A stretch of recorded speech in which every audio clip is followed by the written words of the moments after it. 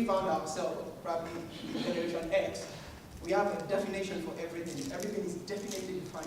Is that you're a Sufi, a Shia, a Sunni, you're pro-government, anti-government, you're a socialist, you're a feminist, you're this, you're that, you're an idealist. You have a tag for yourself, you have a tag to place you in. There's a box for you in this social welfare. And behind every box, behind every other phase where we live in today, is just one simple thing: the quest for happiness and success. And that depends on whatever we define that to be. Because your own success will obviously be different from my own success. So, what does the term emotionally intelligent Muslim, and why does a Muslim need to be emotionally intelligent? And where does that even come from in the first place? Emotional intelligence. Because when I was young, I believe when you are smart, they tell you have IQ, intelligence quotient. Then now, when growing up, you hear things like emotionally intelligence manager, this and that. So we live in an age of definition, whereby you could be a neuropsychologist, and you can only talk about the brain, not about the limbs, and yet you are still a doctor, literally. So, but for us as Muslims, and as humans, very importantly, we are social beings. And like Doctor said, we like listening to people with emotions. As we just sit here, it was one particular emotion that triggered us to being here today, before our logical decision. Though we always say it's more logical than emotional, but the truth is, science has proven that 80% of our decisions are more emotional than logical. Whether we like it or not, we can always argue the facts with her. But as Muslims today, do we realize the fact that the Prophet ﷺ tend to get people into Islam more due to his own emotions, more due to emotional displays, than due to preaching in itself? Then I'd like to start from the example the ambassador gave. They talk about the Bedouin who came to the Prophet, who gave him grapes. The grapes were sour grapes. And the Prophet, usually when you give him gifts, he shares around with the Sahaba present. But at that instance, he didn't do that. He ate it all by himself. And the Sahabas were amazed, like, you don't do this naturally, so why did you do that this time around? And it is simple. The grapes were sour. And if you share it with the Sahabas, and they eat it, and they spat it out, it would affect the man who brought the grapes negatively.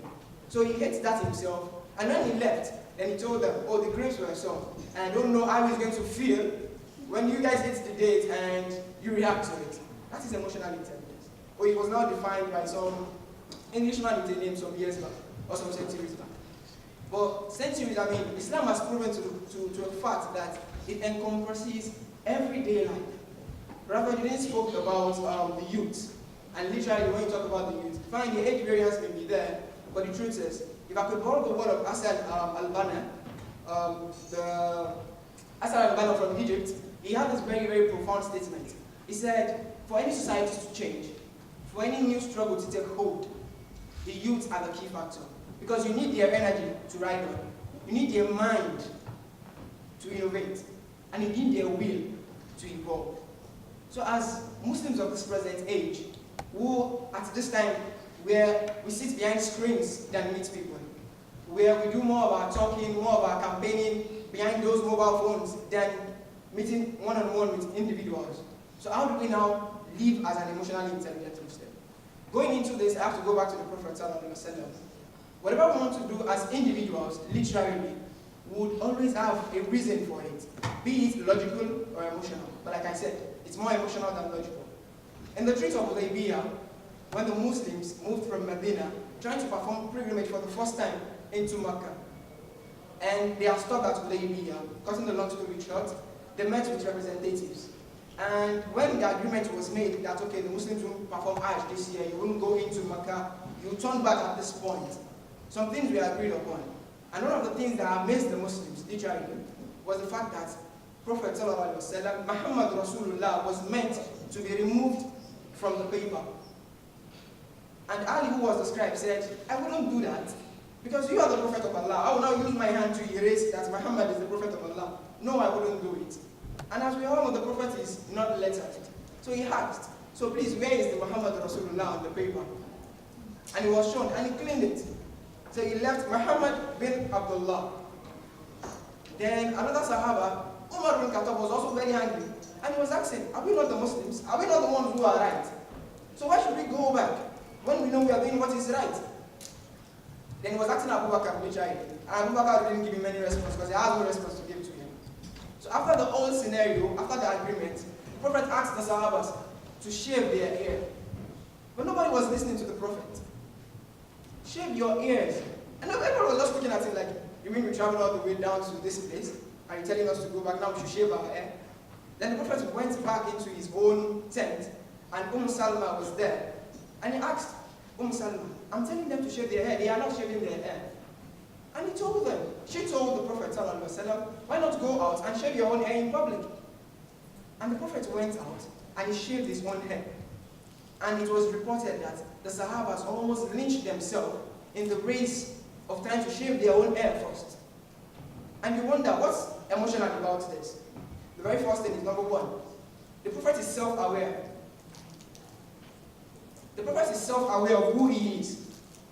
And he knows whether it is written as Muhammad Rasulullah or Muhammad bin Abdullah. He is the Muhammad, the messenger of Allah, whether they accept it or not. So that's self-awareness. He understands the fact that he is who he is. And I think one of the very big crises we have as young Muslims today is an identity crisis. Do we want to identify ourselves as a Muslim at any point in time? Do we go there, out there, being proud of the flag of Islam being on our shoulders? Then, the other thing is self-management. The Prophet confined in his wife. He needed to manage the situation, but he needed to manage his own self first. Because if the Sahabas have disobeyed the Prophet ﷺ, would they not have been doomed with Allah subhanahu wa ta'ala disobeying a direct commandment from the Prophet? So the Prophet needed to manage this. Then he went back to his own house, consulted with his wife, showing the place of women in Islam. And I think it's an issue that's been overflowed in itself, and it's not for this film, literally. Then he confided in his wife. His wife gave him an opinion, which happened to turn out to be the best. So he went to manage his own personal crisis, his own personal self. He gave the instruction. So to manage his own self, he went back and asked. Then that solved it. Then, upon the fact that he knows that the Sahabas will always do anything he does, meaning he's aware of his own immediate environment, social awareness.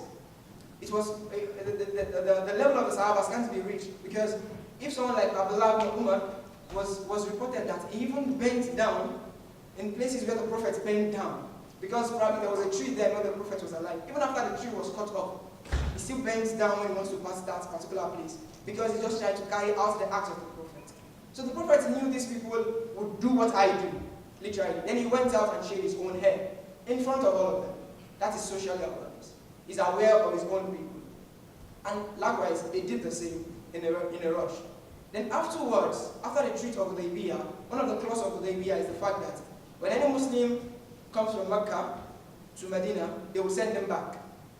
But if any person leaves the folds of Muslim and goes to Mecca, they will retain him. But the Prophet ﷺ, understanding the goal he has in his hand, he knew probably this was close enough. Probably Allah subhanahu wa ta'ala knew this was not going to happen. And on the long run, the whole treaty that was meant to favor the Meccans, the polytheists, happened to be in the favor of the Muslim, because Allah subhanahu wa ta'ala is the best of planners, literally. And on the long time, because he knows his affairs with Allah subhanahu wa ta'ala, he left that relationship for Allah to manage. Although there are cases we need to manage our own relationship to ourselves. And that's relationship management. But before I get to this, Allah subhanahu wa ta'ala told us in the Quran, in Surah Al-Imran, in verse 110, that we are the best of nations ever raised, because we enjoy what is good and forbid what is wrong. Then in the same Quran, in Surah Al-Ahzab, verse 21, Allah told us that we can find the best of example in the Prophet. So now, if the Prophet has lived his life as a father, as an orphan, as a businessman, as a ruler, both politically and socially, like the example Al-Hajj Baba Ahmed gave about the fact that when the Prophet got to Medina, after erecting the mosque, after erecting the streets, the next thing was the market. Because you need to run a parallel market with the Jewish market then, because you need to understand, you need to control the economic power of the people there also. So, being the best of the people ever raised, and you have the best of example within yourself. And he now said, the Prophet ﷺ, in one of the collections of Bukhari, that the best among you is those who have the best of characters. So if the best of man to ever be raised, says the best among the group of people that are ever raised is the best with the characters. Shouldn't we sit down and ask ourselves today, are we of the best characters? Do we act? Do we do things the way the Prophet has done them? And I intentionally use the word emotionally intelligent. Fine, we couldn't go through the facet of emotional intelligence in 10 minutes, but the truth is, do we know who we are? Are we self-aware of our own capacity, of our own boundaries, of the things we can do, of our competencies? Do we know who we are as an individual? Like when Ajia was giving her own story, she broke her own boundaries. And I like the fact that she said she didn't start on a bed of roses. She's the 15th of 23. 16th of 23. Oh, 28? Oh, I had my bad. 16th of 28. Meaning she broke her own boundaries. Are we self-aware of who we are to even try to manage that our own self? Like Doctor said the other time about the fact that people are just a bundle of emotions. Whether you are happy or not. Whether you are successful, depending on what your definition of success is, and you tell yourself you are not successful. Okay, at this point,